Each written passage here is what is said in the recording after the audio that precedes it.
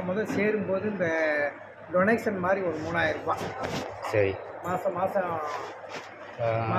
ஒரு 1500 மாதம் 1000 கொடுக்கணுமா? இது கவர்மெண்ட்டா இல்லை ப்ரைவேட்டு? கவர்மெண்ட்டு தாங்க. கவர்மெண்ட்னா கரண்ட்டு பில்லு, வாட்டர் சப்ளைலாம் நாங்கள் தான் கட்டுறோம். கட்டடம் மட்டும்தான் ஃப்ரீயாக கொடுத்துருக்காங்க. ஓ, அதுதான் எவ்வளோ அமௌண்ட் வரும்? மாதம் 1500 கொடுக்கணும்? ஆமாங்க. சரி சரி. இருக்கிற வரையே கொடுக்கணுங்க. 1500 என்னங்க? அது ஒன்றும் இல்லை. நான் கேட்குறேன், எனக்கு இது யாரையும் சேர்த்து கிடையாது, எனக்கு தெரியாது. தெரியலன்னா அதனால கேட்குறேன். ஏன்னா கவர்மெண்ட்னால தான் நான் இங்கே சேர்க்குறேன். நான் ப்ரைவேட்டில் நம்மளுக்கு எப்படின்னு தெரியாது, ரூல்ஸ் என்னன்னு. ப்ரைவேட்டில் போய் கேட்டுட்டு வாங்க. இங்கே ஒரு 2-3 இடம் இருக்குது. ஏன் போய் கேளுங்க. இந்த இந்த நேராக உள்பா ஐடி பக்கத்தில் ஒன்று இருக்குது. சரி. அது ஏன் ஐடி எங்கே இருக்குது? இந்த ரூட்டில் ஏத்தாப்பில் திருநகர் 3ஆம் ஸ்டாப் கிட்ட செக் போஸ்ட்டுக்கு பின்னாடி ஒன்று இருக்குது, அடைக்கலம்னு.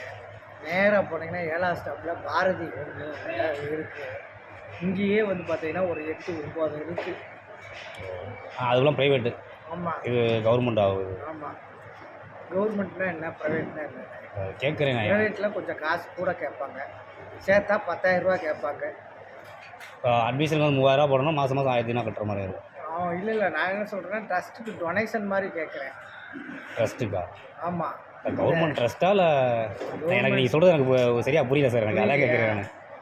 இது வந்து பார்த்தீங்கன்னா ட்ரஸ்ட்டு வந்து பார்த்தீங்கன்னா ப்ரைவேட் ட்ரஸ்ட்டு, சரிங்களா? இந்த கட்டடம்லாம், இந்த பில்டிங்லாம் வந்து பார்த்திங்கன்னா கவர்மெண்ட்டோட சேர்ந்து. கவர்மெண்ட்டு நாங்களும் ஒரு டைப்பில் பண்ணுறோம். சரி சரி. சரிங்களா? அதனால் வந்து பார்த்திங்கன்னா கவர்மெண்ட் வந்து பார்த்திங்கன்னா பில்டிங் தான் எனக்கு கொடுத்துருக்காங்க. கரண்ட்டு பில்லு, வாட்டர் சப்ளை அதெல்லாம் நாங்கள் இண்டிவிஜுவலாக பார்த்துக்கிறோம். ட்ரஸ்ட்டு மூலமாக பார்த்துக்கிறோம். அதனால தான் அது ரொம்ப சிரமமாக இருக்கனால தான் வந்து பார்த்திங்கன்னா, இல்லைன்னா உங்கள் பாட்டிக்கு ஏதாவது ஒரு பென்ஷனை ஏற்பாடு பண்ணலாம். அது முதியோர் தொகை வாங்குறாங்க, 1000 ரூபா வாங்குறாங்க. அப்புறம் என்ன, அந்த காசோட ஒரு 500 ரூபா நீங்கள் போட்டு கொடுக்கக்கூடாது பேரண்ட்னால? அது வந்து ட்ரஸ்ட்டுக்கு கொடுக்குறோம். அப்படி அந்த 1000 ரூபா வாங்கிட்டு நம்ம மேற்கொண்டு 500 கையில் போட்டு கையில் கொடுத்துக்கிறது. சரி, ஓகே.